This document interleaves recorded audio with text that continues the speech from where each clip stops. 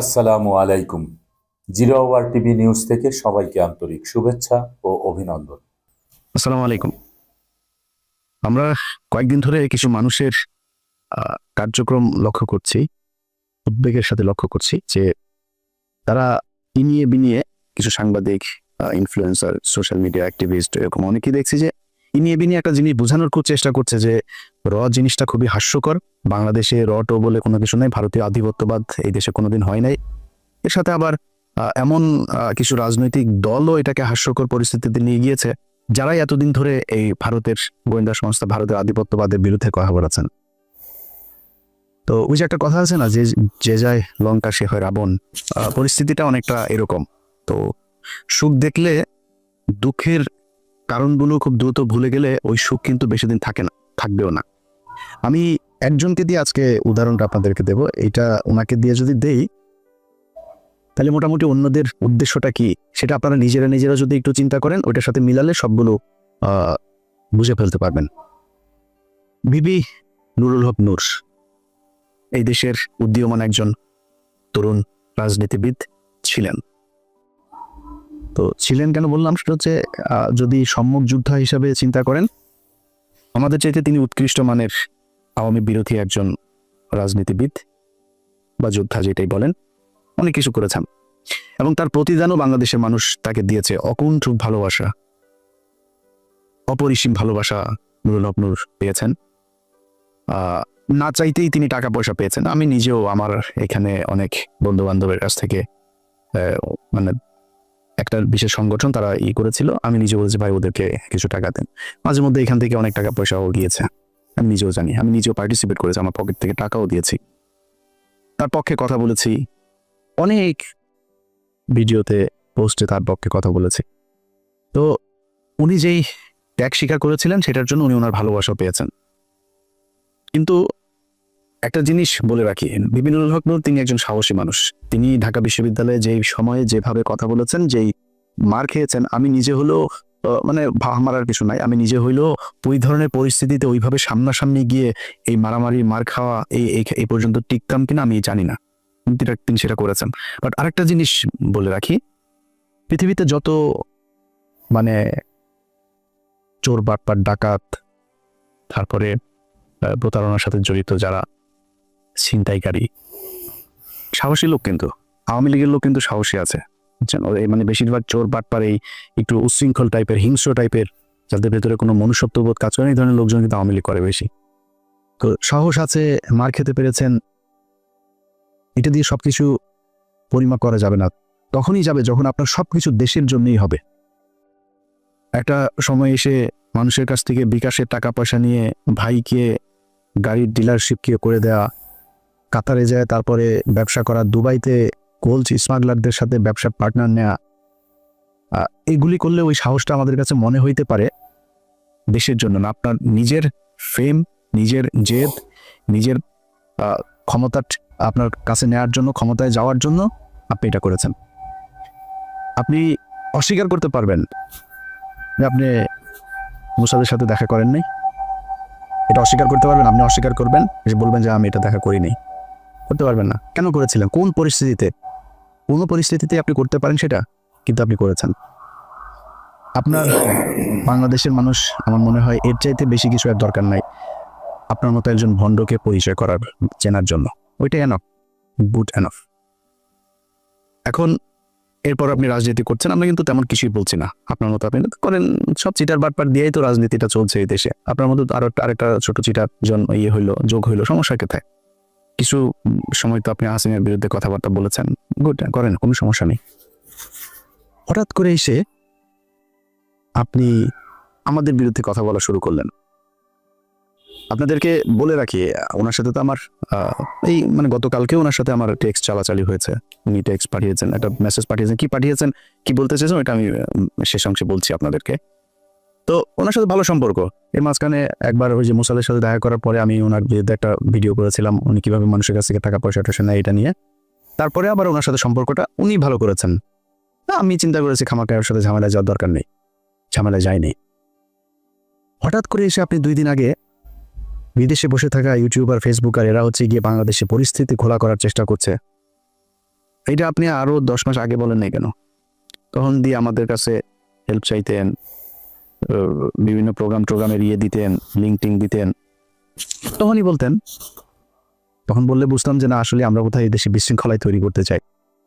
আপনি সেখানে আরো কিছু খুব গুরুত্বপূর্ণ কথা বলেছেন।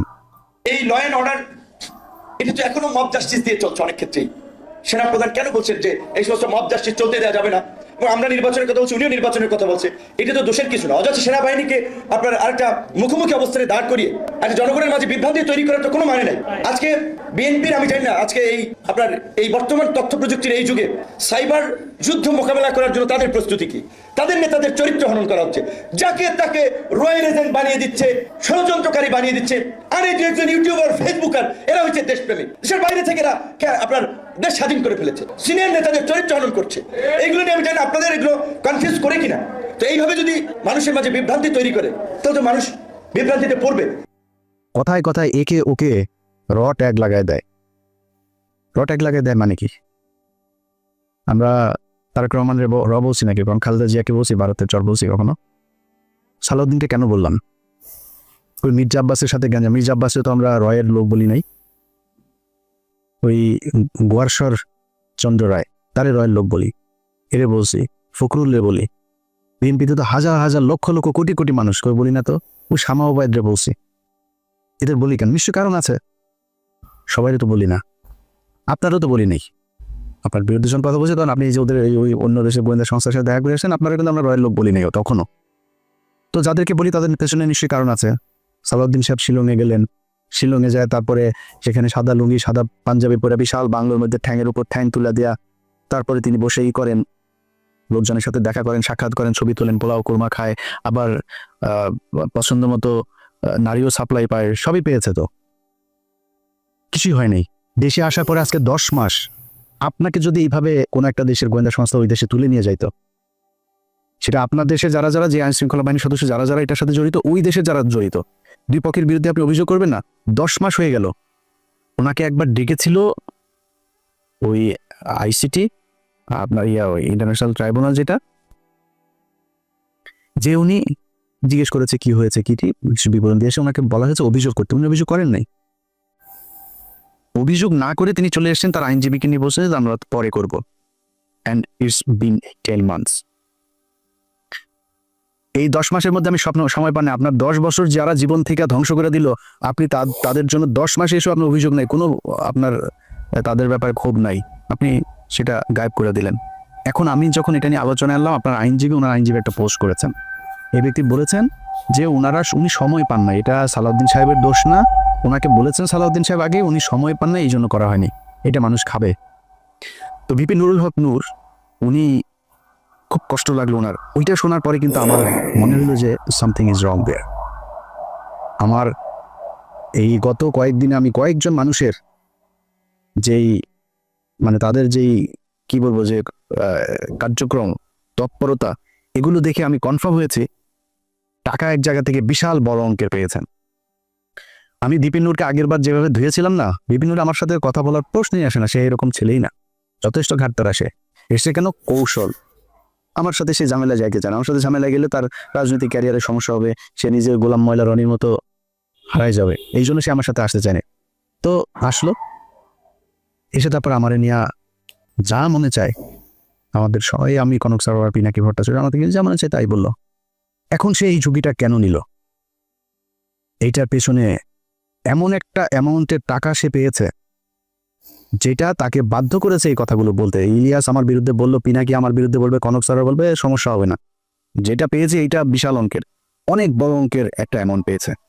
আরেকটা ছিল ওই যে তারেক, এ হঠাৎ করে এসে বললো, এটা তো ভাই কিছুই করতে পারেনি, সর্বোচ্চ কি পাবে? ধরেন বিএনপির সাথে যদি মিলে, বিএনপি বলবো, ওকে বা তোমার আমি পটুয়াখালীতে একটা আসন দিলাম, ওইটারে বলবে ভাই তোমার আমি করি, তোমার এমপির সাথে মিলামিশা কিছু কাজ টাজ দিব না, টেন্ডার দিব না। তারকে তো দিবে না, কেউ কোনো দলের সাথে যদি যা লাগে যে আমরা তোমাদের সাথে থাকবো, ওর একটা পাবে না। নূর হয়তো একটা পাইতে পারে, ওরা ওইটাও দিবে না।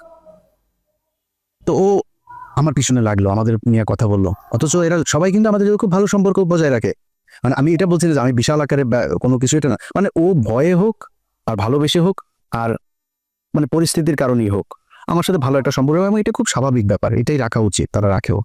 আমি দেশের বিরুদ্ধে যাইনি তো, হঠাৎ করে এসা একসাথে আপনি লেগে গেলেন। সো আমরা তো জানি টাকা পয়সা কোত্থেকে আসে, কোত্থেকে টাকা পয়সা দিচ্ছে। আমরা তো বিক্রি হয়নি কারো কাছে, আপনারা বিক্রি হয়ে গেলেন। কয়টা টাকার জন্য আপনার পুরো ক্যারিয়ার ধ্বংস করে দিলেন। এই বাটপার এর আগে একটা কাজ করেছিল। আমরা চলেন আমরা ওই একটা বক্তব্য শুনে আসি তার। শেখ হাসিনা যখন তাকে ডেকেছিল গণভবনে কি হওয়ার পরে, তখন কিন্তু সে কিছু কথা বলেছিল সেখানে। সে কথাগুলো আগে শুনি, তারপরে আমরা পরে আলোচনায় যাই। আমিও যেটা বলেছি যে আমি ছাত্রলীগের কর্মী ছিলাম না, শুধু ছোটোখাটো একটা নেতাও ছিলাম, হলের পোস্টেড ছিলাম। আর আমি বিভিন্ন প্রোগ্রামে গিয়েছি, আমি দেখেছি নেত্রীকে ঢাকা মেডিকেল যখন বার্ন ইউনিটে বিএনপির আন্দোলনের সময় যখন আছে বিভিন্ন অকারেন্সগুলো ওঠে, তখন তিনি গিয়েছেন। আমরা রাস্তার পাশে দাঁড়িয়েছি, তাকে দেখেছি গাড়ির কালো গ্লাস থেকে, স্পষ্ট দেখতে পাইনি, টিভিতে দেখেছি। আর আজকে দেখার পরে আমি অনেকক্ষণ চেয়ে রয়েছি। আমি 2.5 বছর বয়সে আমার মা মারা যায়, আর আমার ছোটো ভাইকে এখানে এসেছে, ওর বয়স ছিল তখন 1 বছর। আমার মায়ের এটা আমি যতটুকু মনে করতে পারি, আমি সেটা খুঁজে পেয়েছিলাম আমার প্রাইমারির একজন শিক্ষিকার মধ্যে, আমি যেই প্রাইমারিতে পড়েছি। আর আজকে আমি মাননীয় প্রধানমন্ত্রী এতদিন টিভিতে আমি ওভাবে দেখতে পাইনি, কিন্তু আজকে দেখে আসলে আমার মনে হয়েছে যে তার মধ্যে আমার মায়ের চেহারাটা আমি কিছুটা দেখতে পেয়েছি, এরকম একটা জিনিস হচ্ছে। সেজন্য অনেকে আসলে বিভিন্ন উপাধিতে বলে থাকেন। আর আমরা একটা জিনিস দেখেছি যে আসলে তিনি প্রধানমন্ত্রী হিসেবেও, আমি বলবো না তিনি প্রধানমন্ত্রী, তিনি সবার প্রধানমন্ত্রী, তারপরেও তার কিছু স্পেশাল আসলে ক্যারেক্টার, যেটা আমরা দেখেছি যে কখনো ছোট শিশুকে কোলে নিয়ে, মানে একদম সিম্পল একজন যে নারীর যে ভূমিকা, সেই ভূমিকা অবতীর্ণ। আবার যখন দেখেছি আন্দোলন সংগ্রামে, মানে তার শুনেছি ওই সময়ের তার সেই মানে ছাত্র রাজনীতি থেকে উঠে এসেছে, তার কৃতিত্বের কথা আমরা শুনেছি। আর বঙ্গবন্ধুর কথা তো এটি আসলে তো শুধু আমরা না, সারা বিশ্বের মানুষ জানে।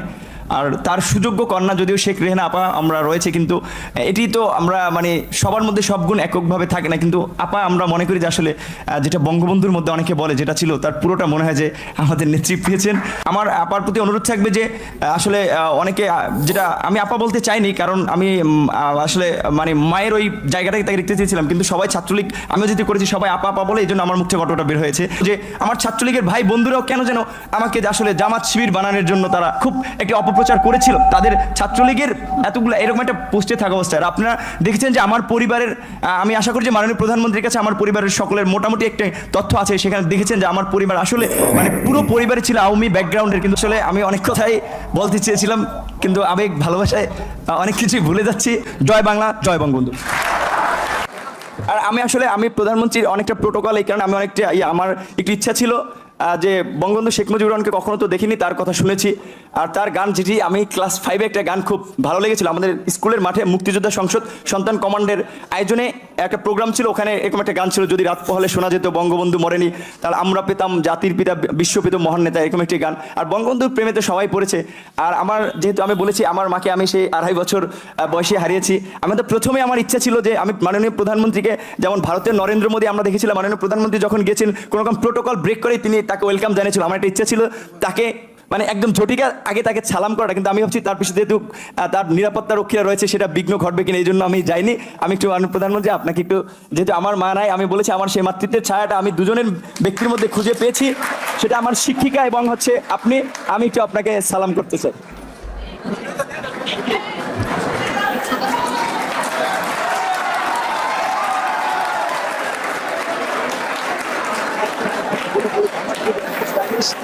আচ্ছা, এই যে বক্তব্যটা সে দিয়েছে, এই বক্তব্যটা আপনারা শুনলেন। এই বক্তব্যটার প্রণব ভাই তার ইউটিউবে 2 দিন আগে আরেকবার দিয়েছে, ওটার লিঙ্ক আবার আমি আমার ফেসবুকেও শেয়ার দিয়েছিলাম। তো শেয়ার দেওয়ার সেটা আবার তার চোখে পড়ার পরে সে সকাল থেকে, কিন্তু আমি ভিডিও যখন রেকর্ড করছি এটা হয়তো আপনারা কালকে দেখবেন, সে সকাল থেকে কনক ভাইকে অনেকবার ফোন দিয়েছে। আমি কনক ভাইয়ের সাথেই ছিলাম, অনেকবার ফোন দিয়েছে সে। তো আমরা অন্য আলাপে ছিলাম, ফোন টোন ধরা হয়নি। একটু পরে সে তার ফেসবুকে পোস্ট করেছে, এইসব ইউটিউবাররা তার পিছনে আগেও লেগেছিল, সে পাত্তা দেয় নাই, এটা পোস্ট করেছে সে তার ফেসবুকে। তো সে আমাকে একটা লিঙ্ক পাঠিয়েছে, এর কিছুক্ষণ আগে আবার একটা লিঙ্ক পাঠিয়েছিল আমাকে, সে ব্যাখ্যা দিয়েছে। সে ব্যাখ্যায় সে বলেছে, কি বলেছে চলেন ব্যাখ্যাটা আগে শুনি। ওই যে শেখ হাসিনার ওইখানে গণভবনে গিয়ে যে বক্তব্য দিয়েছিল, সেটা ব্যাখ্যাতে তার জবাবটাতে আপনারা সন্তুষ্ট হন কিনা চলেন শোনা যাক। আমার কাছে ফোন আসলো তৎকালীন প্রধানমন্ত্রীর কার্যালয়ের থেকে যে ডাকসুর সমস্ত প্যানেলকে তিনি চায়ের আমন্ত্রণ জানিয়েছে। যাওয়ার সিদ্ধান্ত নেওয়ার আগেই তখন আমার বাবাকে এই পটুয়াখালী থেকে ঢাকায় নিয়ে আসা হয় এবং নিয়ে এসে তাকেও কিছুটা আসলে যে আতঙ্কিত করা হয় যে আপনার ছেলে যদি না যায় আপনার ছেলেকে মেরে ফেলতে পারে। যে দেখেন খালেদা জিয়ার মতো একজন বিশাল মাপের নেত্রী তাকে জেলে নিয়েছে, বিএনপির নেতাকর্মীরা কি আন্দোলন করে তাকে বের করতে পেরেছে? সে যদি না যায় এটার জন্য তার পরিণতি কিন্তু চরম আসলে খারাপ হতে পারে। তো এখন আমার মা নেই, তো আমার বাবা আসলে এক প্রকারে আমার বলা চলে যে খুব ক্ষমা চাওয়ার মতো, যে বাবা আমি তো তোদেরকে মানুষ করেছি, আমি তোদের কাছে কিছু চাই নাই বলি নাই, তোরা বিশ্ববিদ্যালয়ে পড়স, আমি তোর একটা অনুরোধ করি যে যেহেতু প্রধানমন্ত্রীর পক্ষ থেকে দাওয়াত করা হয়েছে গণভবনে যাও। উনি স্বাভাবিকভাবেই যে একজন মায়ের জাতি, তো ওনাকে তুমি সেভাবেই সম্মান করবা। আমার বাবাই আমাদেরকে তখন মায়ের আদর বাবার আদর দুটো দিয়ে বড় করেছে। তখন আসলে আমি খুব একটা দায়বদ্ধতার মধ্যে পড়ে যাই যে আমার বাবার কথা বা বাবার একটা আকুতি বা আমি নিজে যে ক্যারেক্টারের বলা চলে সেটা আমার বাবার অনুরোধের কারণে। এবার আপনারা বলেন তার এই যেটা সে বলেছে এটাতে আপনারা সন্তুষ্ট কিনা আপনারা নিজের কাছে জিজ্ঞেস করেন। দেখেন তাকে নাকি তার বাবাকে চাপ দিয়ে তারপরে তাকে সেখানে যেতে বাধ্য করেছে। বাবাকে আপনার কি মনে হয় বিপিন নূর যা যা করেছে সেটা যদি সাজানো নাটক না হয়? আমার তো মনে হয় প্রতিটা ঘটনাতেই তার বাবা মাকে চাপ দিয়েছে। আরে ভাই, আমার বোনের হাজব্যান্ডকে চাকরি থেকে বের করে দিয়েছে, আমার ভাইদেরকে একবার ওই জেলায় একবার ওই জেলায়, আমার ভাইরে কনস্টেবল আমার বাসার নিচে যায় দোতলা থেকে ডাক দেয়, এই নিচে নেমে আয় আমার ভাইরে। তো আমি ওইটার নাম টাম কোনো কিছু জানি না, ওই কনস্টেবল আর সাব ইন্সপেক্টর ওরা আমি খুঁজতেছি যে কারা কারা গিয়েছিল ওই দিন আমার ভাইরে। ওরা টুকারি করে কথা বলে তারপরে নিচে নামতে বসেছিল। আমি তো জানি যে প্রশাসন কি করে। আপনার আব্বারে ওই দিন প্রেশার দিল, আপনার হাতে পায়ে ধরলো আইসা, আর আপনি তার পক্ষে। আপনার বলছিল যে বক্তব্যের শেষে জয় বাংলা বলবেন, জয় বাংলা বললেন কেন? না, আপনার এখানে অ্যাটেন্ড করতে বলেছে, আপনি ই করতেন। বক্তব্যের শেষে আবার আপনি বললেন আপনি ওনার একটু পায়ে শুয়ে সালাম করতে চান, এটাও আপনার বাপরে বলছিল। বাদ দিলাম, এই দুইটাও বললাম যে তোর জয় বাংলা বলাইছে আর পায়ে ধরেও মাপছে বলছে, এটা দুইটা বলতেও না তোর বাপের ডিম টিম দিব কিছু একটা বলছে। মানে আমি ওনার বাবার ডিসরেসপেক্ট করছি, মানে ওনার কথা অনুযায়ী ওনার বাবাকে নিশ্চয়ই মারধর করবেন, সরি ওইভাবে বলার জন্য। তো বললাম এটা আপনার বাবাকে মানে রিমান্ডে নিবে, মারধর করবে এরকম বলেছে। আপনার বলছিল যে আপনার মায়ের মতো শেখ হাসিনা, দুইজন মানুষ আপনি বড় হয়ে দেখেছেন আপনার মায়ের মতো শেখ হাসিনা, এটা পিপি নূর। শেখ হাসিনা কারোর মায়ের মতো হইতে পারে না, এই পুরো দুনিয়ার মধ্যে ওই ওয়ান পিস। শেখ হাসিনার এই পিস আর সারা পৃথিবীতে জীবনে কোনোদিন জন্ম হয় নাই ফেরাউনের মতো, এটাই এক পিস, এটাই এখন এই পিস সারা দুনিয়ায় নাই, সামনে আর আসবেও না। তোর মার মতো দেখতে কেমন হলো, তুই কেমন বুঝলি যে তোর? আবার বলে যে সে ছোটবেলায় মারা গিয়েছে, ছোটবেলায় মারা যায় তোর মার এই বয়সে, ওর বয়স তো এখন ৭৪ বছর বয়স, তুই এখন এসে কেমনে বুঝলি যে তোর মায়ের মতো? বললো এই যে নাটকগুলি, তো এগুলিতে আমরা বুঝি যে আপনি আগেও সেল হয়েছিলেন।